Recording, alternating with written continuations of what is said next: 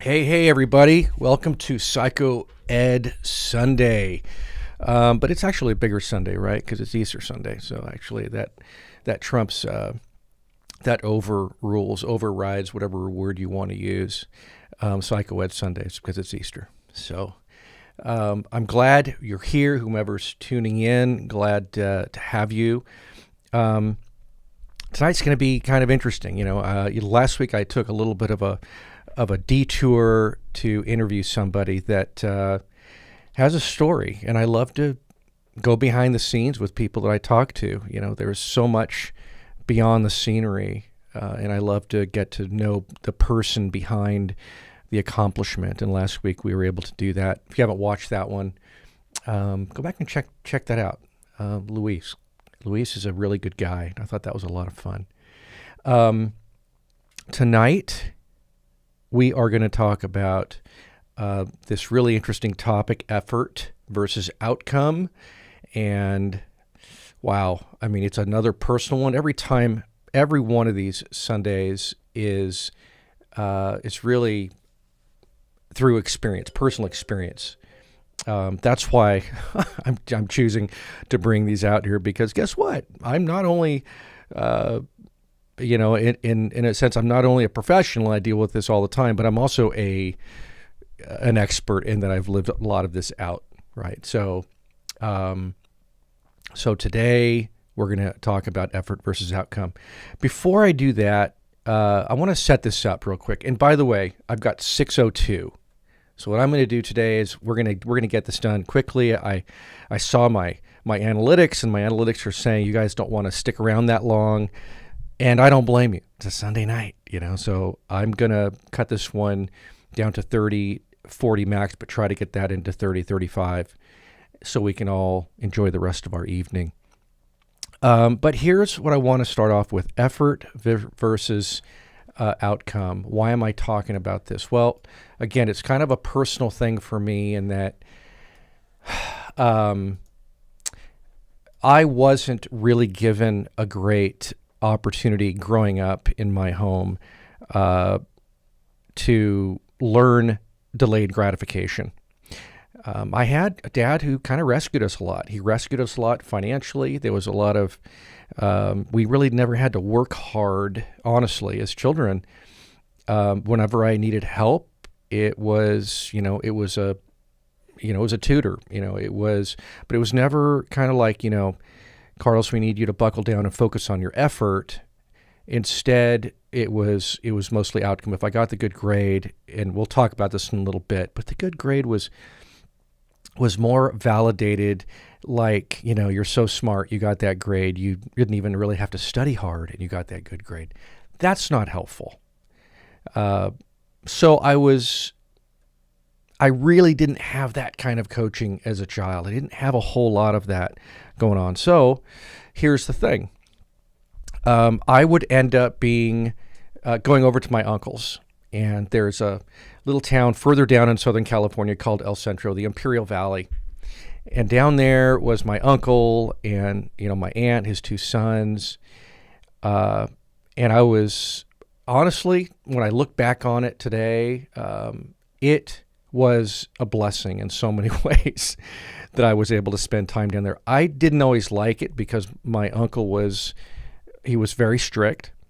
At least, that's what I could see. I felt he was very, very strict compared to my dad and my family. But I needed that. And it was very helpful for me to go down there, during the times that we stayed with them. And I remember this one time, and I must have been, I don't want to say maybe 10, 11 years old. And if I have favorites, if I am allowed to have a favorite cousin, well, this is my favorite cousin, and his name was Mark. He's favored for a bunch of reasons, mostly because he may not even know this, but he was an extremely important mentor for me when I really needed it the most. And so one day, again, I'm probably like 11 years old or something, and there's this hobby shop down the street. And I've been dying to get this this model airplane that I wanted to get and fly it. I'm like so desperate to do that. And I keep going into this shop and I keep seeing this really cool little airplane. And one day, we decide, he says, look, I'll get it for you. But if I get it for you, we're going to have to put it together in my time. Like, we don't just slap this thing together and fly it. It's going to take some time for us to do that.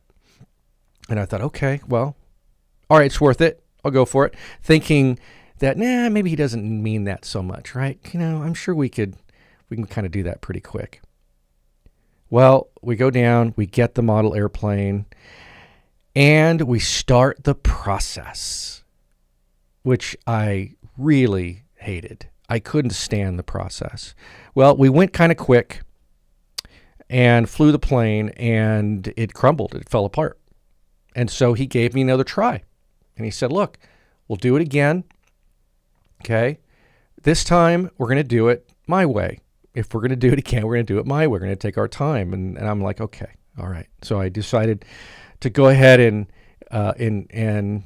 submit, to his authority. And we got it. And we spent time putting that thing together.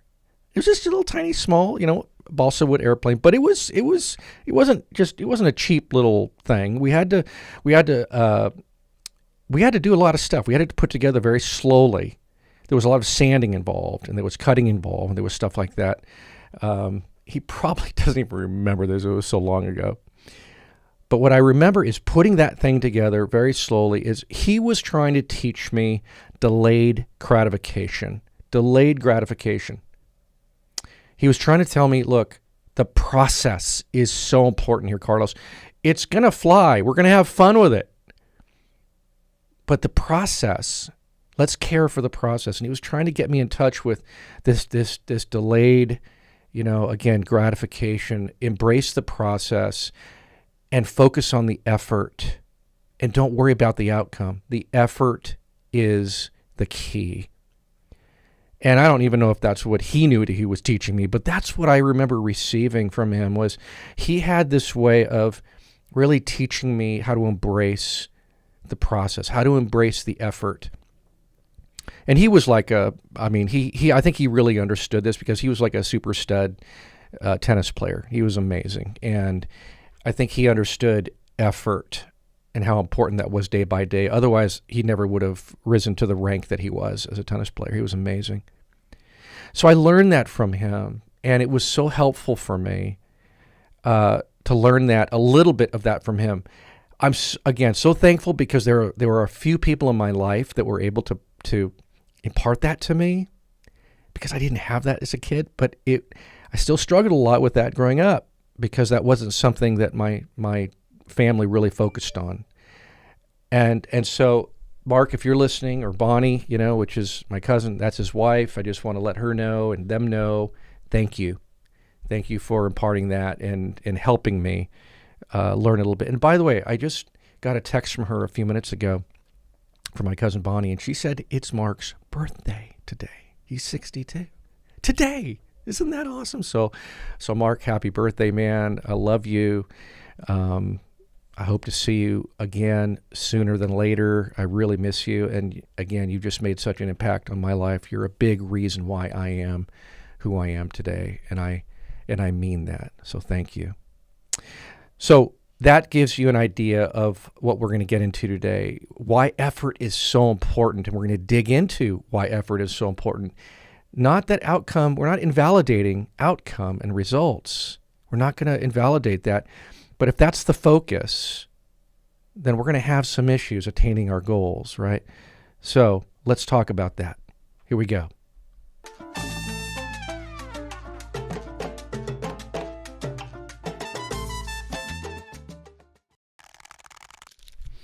Okay, so people usually only want to know how they can get the best results in life with as little effort as possible.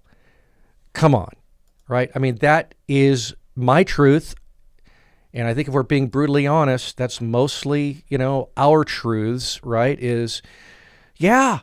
We want to go through life with the least amount of pain and the most amount of pleasure. That's just how we're hardwired, right? I don't want to, I don't want to put all of the work in. I don't embrace the pain. I don't embrace that process as much as I want to experience the high of the outcome. I want to think about that, and I want to run to that. But there's two different things here. I'm gonna use some language here. I'm not gonna go get too techie here.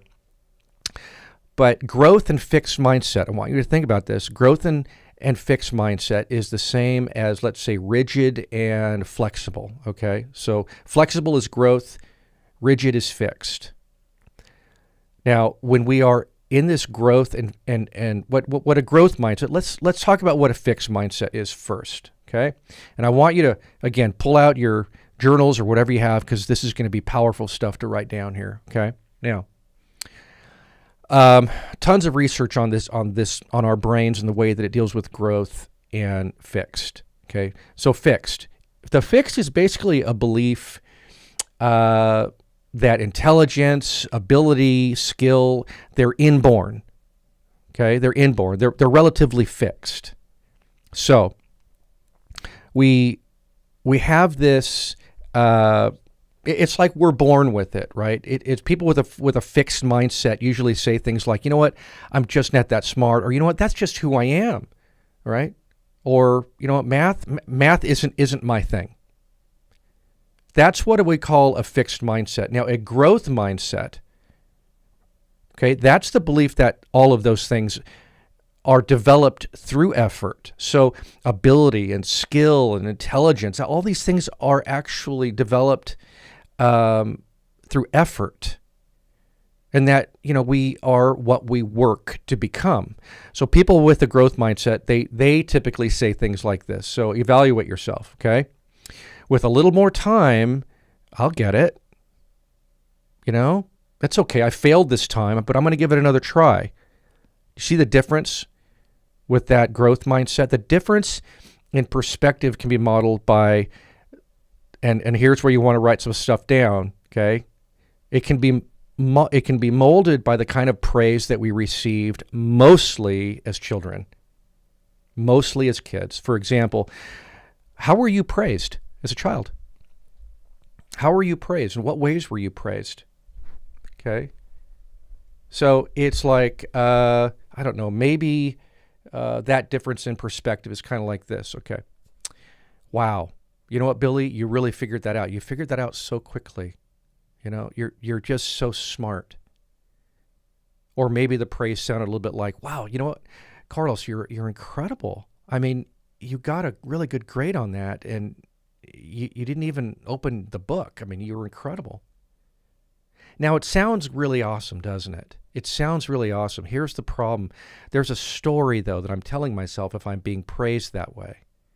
The problem is, here's the story. The problem is, and you probably already connect with it, you know what? If I don't figure things out really quickly, then I must not be really smart. Okay? Or you know what? I got an A even though I didn't hardly open that book. I hardly did any of that. If I don't do that, then I must not be that really smart, right? Do you sort of get that? Those are the things that we end up falling into. The result can be a fixed mindset if we're praised that way as we're children.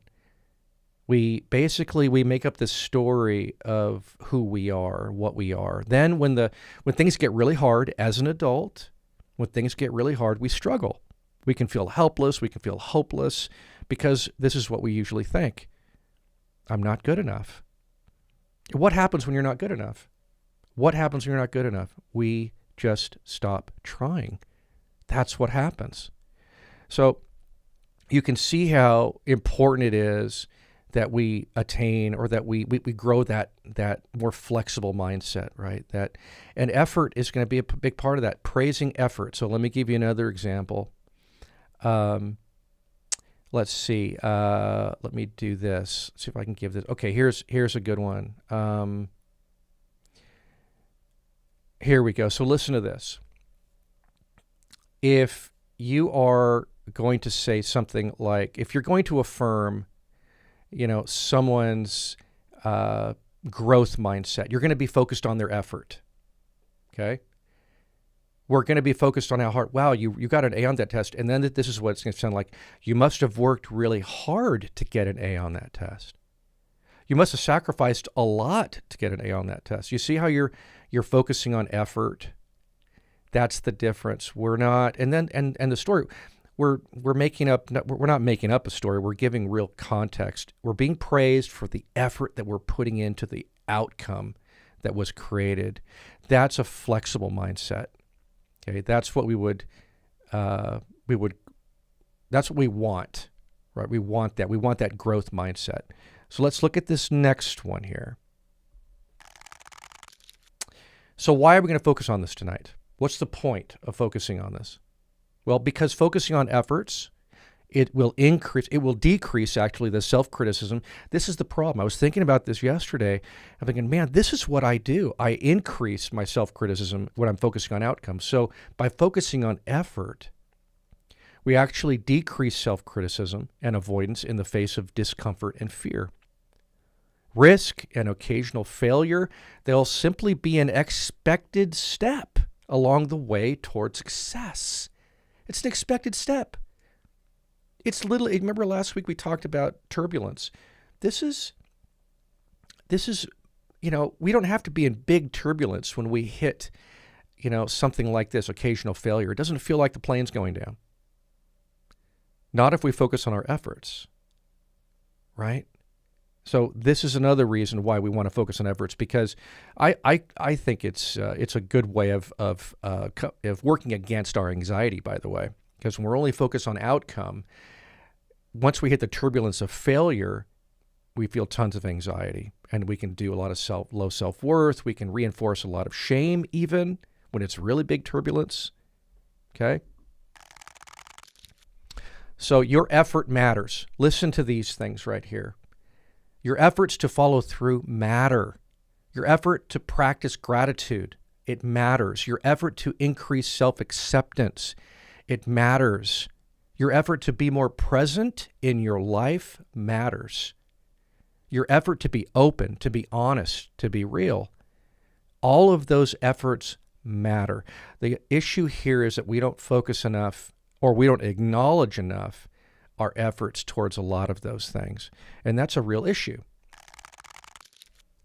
So we're going to talk about this in a second. Before we get into the game plan, I want to acknowledge a few people that are watching right now. What I wanted to do on this live stream tonight is focus more on why it's so, what the benefit of focusing on effort really is, while not invalidating, of course, outcome. And then give us 3 quick, easy steps. And there are so many ways you can put this, and there are so many, there's a lot of different language that we can put around it. But I want to give a quick 3-step on, on how we can focus on our effort and really benefit from that. Okay. So before we do that, I do want to just acknowledge there are a few people that are here. Thanks, Kevin. Hey, Kevin's here. I love Kevin. And Kevin, you probably have a real interesting outlook on this because of what you do for a living. So I want to hear a little bit more from you. Kelly is here. I love it. Yes, it is Easter. It's big Easter. By the way, this is my wife. And I'm going to talk about her in a second because she does something that is so focused on effort, it'll blow your friggin' mind because it's all about effort. If you think about outcome in this thing that she does, I'll talk about, it's going to blow your mind. Thank you, Kevin. Kevin is saying happy birthday to my cuz. Yes. Thank you, Kevin, also for reminding anybody who's watching to hit that like. Yeah. And this is the thing here, right? I'm always trying to make sure I'm attacking life with a growth mindset. Yes, it's not always easy. No, it's why most people don't do it, honestly, right, Kevin? The more I practice, it gets easier. Yes. If we can keep that in mind, the more we practice the growth mindset, the more flexible we are, even though it's hard. It's really the narrow road, right? That growth mindset's really the narrow road. It's much more intuitive for us. like I talked about a couple of weeks ago, to go with a negativity bias. That's a lot easier for us to do, right? So, yes, and then Kelly, Kelly says a pretty sure way to, never meet your true potential. That's right. It's like if I'm not focused on effort, and it's not, again, want to make sure I say this, we're not invalidating outcome. Outcome is key, but I'm not getting the outcome without the game plan, which we're going to talk about. I'm not getting the outcome if I haven't really embraced the process like Mark had me do with that little model airplane. That thing flew. I forgot to tell you that, but that thing flew, man, and it was amazing. It was incredible. It didn't crash and burn like the first one. And that's because we spent time on it. I remember standing in this dining room area of his house and putting that thing together. It was just so painful. So I was like, okay, can we just put this together? Can we just put this on here and go outside and fly it? Can we just? And it was like, no, we got to take our time. We got to take our time. It was so great as we did that. And yes, Kelly, effort generates motivation. We feel better when we accomplish that effort, right? When we just suit up and show up no matter what, it generates motivation. It really does. So let's get back again to, I think we were at, no, let me get here to the game plan. Okay. So what can we do to help focus on effort and really grow in this area? This is the first thing we should do, is establish concrete steps on how you're going to get where you want to go. And then this is the key. Then we hold steady to the playbook and practice passionate patience, which we'll talk about in the next step. Okay, passionate patience. But here's what I mean, okay, by establishing that game plan. So think about this. A game plan. If you're an NFL football team, how many NFL football teams, when you see a pro football team go into halftime, 14 down, a couple touchdowns down, how many times do you see that team come out in the second half with a whole different game plan? Completely different. How many times do you see a professional golfer? He's out there and he's not doing really well, and he decides, I'm going to change it all up on the ninth hole. You don't see that. They don't do that. They stay with their proven game plan that they've trained in, and that ultimately they trust. Okay? What they might do is they might make some minor adjustments, very minor, but here's usually what the adjustments are. Execute better. That's usually what the adjustment is. We're just not executing good enough. We don't have to change our whole game plan. Our game plan is solid. These plays have won us a whole bunch of games. They're solid. We've all come together to figure out this game plan. We've put a lot of effort into this game plan. We've focused on effort. Now we don't have to be worried about the outcome if we are embracing the effort, meaning we have to just execute better. So let's focus on that. So this is a real key here. Okay, hold steady to your playbook and practice passionate patience. With what? Here it is. To be present moment focused. Remember this. This week, let's practice being present moment focused. This requires passionate patience. A growth mindset learns to embrace the process of change day by day. Forget about day 30. Don't be thinking about day 30. Don't go down the road and think about it. Being fully present actually requires you to be content with your best efforts right now, today, and trusting in those efforts no matter what. No matter if you're 2 touchdowns down, no matter if you're down at the turn, on that ninth hole, it doesn't matter. Right? Hold steady. That's a real key there. And trust the work that you put in. Trust what you have done. And then the last part, we reevaluate and we retool. So it's up to us to put forth our very best, and also our responsibility to care for our efforts. How are we going to care for our efforts? We're going to care for them by evaluating the information and learning or retooling if we need to. Okay, we have to be open to that. There's a lot of humility in this, right? Can you hear that? It's like that's really hard to accept that maybe this wasn't the best plan, and now it's time to retool with the information that I've received, right? But that's true. So I want to share with you. And by the way, let me. I do want to bring. Let's see here. Hang on one second. Here we go. It is. Guess what? Hang on. Why is it not? Uh-oh, I'm not getting it. There we go. Bonnie. Hi, Carlos, for watching you. Beautiful story you shared. It made Mark's birthday so special. Love you. That's my cousin. So, Bonnie, awesome. Awesome. I'm so glad. And happy birthday, Mark, once again. Wow. So cool. Okay, check this out, everybody. That's my wife. Okay? That is my wife, and she's doing something called the Japanese tea ceremony. Okay? And every year she goes downtown here, Los Angeles, into Little Tokyo, and she performs down there and does the whole ceremony. She wouldn't be able to do this unless she was focused on effort. You see, she's been doing this for like 15 years. She just became a sensei, a teacher.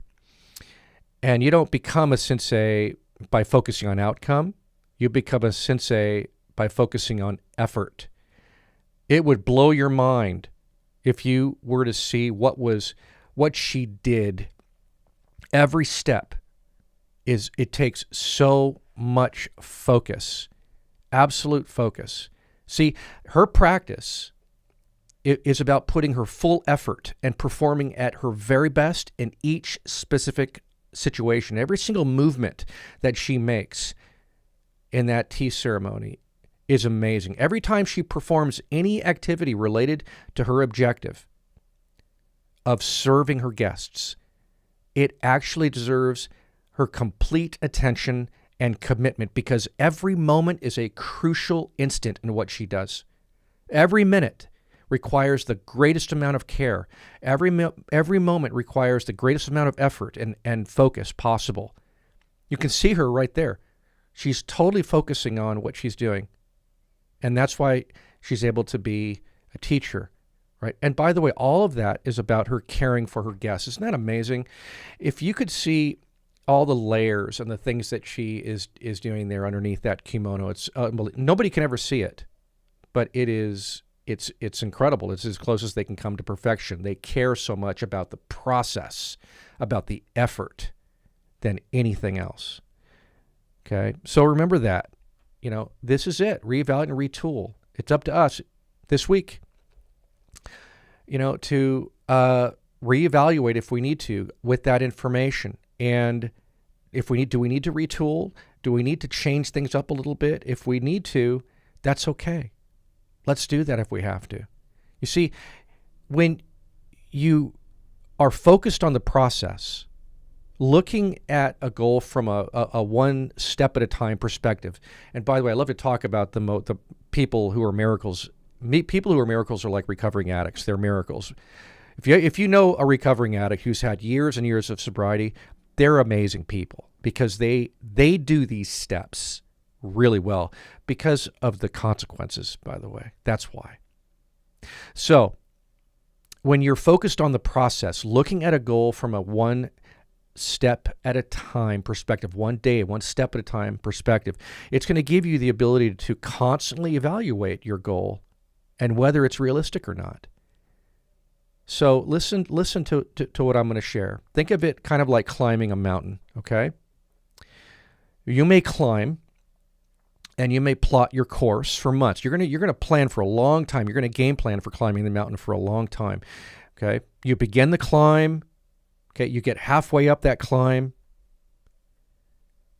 and then what happens? A huge storm hits.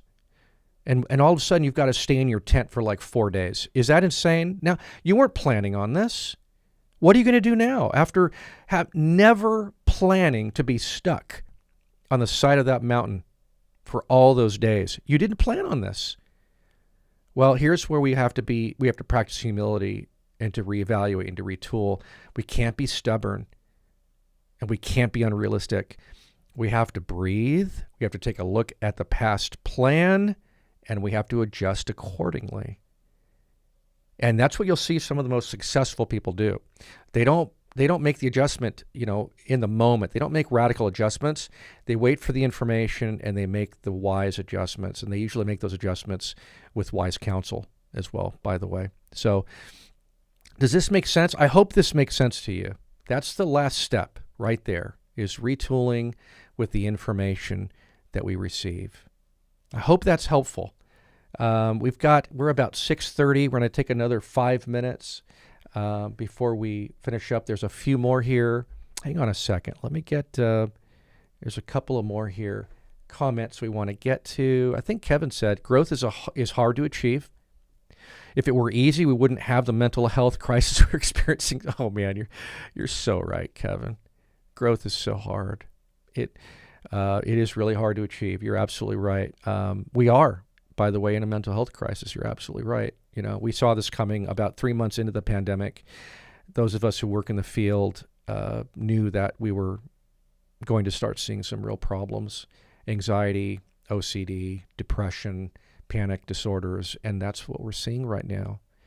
A lot of stuff. So growth is really hard. There's a lot of control, that we're struggling with right now. Thanks, Kelly. Yeah, it is an incredible example. Think about yourself, you guys. Can you think back, into your childhood or early adult life and connect with maybe people that stood out? Remember we talked a while back about a teacher or mentor kind of person that might have introduced some of those principles into your life. I'm so grateful, that I had some of that in my life. My wife here, Meg, she says thousands of practice mindlessly. The body remembers the procedure, not the brain. That's true. You would get a kick. Somebody have to show you a video of her in action, and you would just be blown away because it's so methodical. The way they move on the tatami, the way that everything they do has a meaning behind it. Everything they do has a meaning behind it. The way they hold the spoon has a meaning behind it. It's quite amazing. And I love that as an example of effort. It's so critical. They're not focused on outcome. The outcome will be amazing for your guest if you focus on every step of serving them, right? So, yeah, Tiger retooled just after a few years on the tour. Man, that was so cool to see him out there, by the way, man. I'm a big fan of comebacks, but yeah, the best are able to practice the humility to retool if they need to, right? I'm hoping that was helpful tonight. I think the main thing I really want you guys to take away tonight is really this, is why we're focusing on our efforts, why I'm encouraging you to focus on this. And there's so much psychological study behind this too, by the way. I didn't get into all of the clinical studies on why effort is so important. But if we want to decrease that self-criticism and avoidance in the face of discomfort or fear, risk and occasional failure will simply be an expected step along the way toward success. I don't want to feel massive turbulence when I fail. I don't have to. Not if I'm focusing on a growth mindset. Not if I'm focusing on my efforts. I can handle the failure, and guess what? I won't personalize it. I don't have to feel shame. I don't have to identify in the failure as if I'm a failure. I don't have to. I failed. Remember a couple of weeks ago I talked about the Navy SEALs. They're like, look, you failed, and you failed miserably, but you're not a failure. If they took that belief system into combat, they wouldn't be a Navy SEAL. So that's what I wanted to share with you today. What an amazing day. It's Easter Sunday. My cousin, Mark, it's his birthday today. That's so cool, man. And, we can do this, right? We can lean into our growth mindset. We can learn how to be more flexible. We don't have to be rigid. Rigid doesn't work. Rigid is not the way we want to do it. Rigid creates a lot of anxiety, right? It's just, man, There are a lot of dots that have been connected that lead me to where I am today. Thanks for the reminder to look back at those things. Good, Kevin. Yeah, so helpful, huh? When we can reconnect with why I'm here. You know, I don't know if I share this, but I want to share this last thing with you before we get off tonight. It's at 6:36. I have 4 minutes. And forgive me if I shared this, but I got to share it. I don't think I did, but it was a while back. My wife and I had just been married, and, we were at a Thai restaurant. And we were at the Thai restaurant. I look over and I see my 6th grade teacher, Mr. Thomas, and I couldn't believe it was Mr. Thomas. I'm like, wait, this is crazy. That's Mr. T, man. That is Mr. Thomas. And I had this tension, like, I want to go see him. I want to go say hi, but he's around a bunch of people. I don't want to mess things up. I don't want to interrupt him. At the same time, I also had memories of, man, he was kind of mean to me, but I also had really good memories. Like, he was really helpful too. And so what I decided to do was walk over to Mr. Thomas's table and say, excuse me, everybody. I hate to bother you. And then as soon as I looked toward him, he goes, Carlos Martinez? I was like, yes. How did you? And he goes, I know who you are. Come on. Like, I was 36, 37 years old. And I hadn't seen him since I was in 6th grade. He knew my name. He remembered me. And I choked up immediately. And I said, I just need you to know that I needed you. You were exactly what I needed. You were hard on me, but I need you to know that I needed your kind of correction when I was in 6th grade. And he started to weep. He started to bawl, and I started to bawl. We both started to bawl, and everybody at the table started to bawl. And I said, I'm so sorry, you guys. I didn't mean this to happen. And he just said, Carlos, I really cared a lot for you, and I knew you were going through a lot at home, and I just know that you needed a lot of loving correction, and that's what I got. And I'll never forget that. And I haven't seen him, of course, since then. Many years ago, but that just kind of goes to my point. Don't forget. Think back. You didn't get here to this positive place, to this empowered place alone. There were people who fed you, whether it was your family or it was friends or it was mentors or it was a teacher or someone, I'm sure, spoke into your life to help mold and shape who you are today.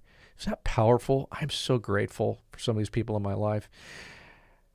They have helped a lot, including my cousin Mark, who I'm so, so grateful for. I'm grateful that he helped me learn how to embrace the process, how to focus on effort and not just focus on outcome. Focusing on effort, outcome's going to take care of itself, right?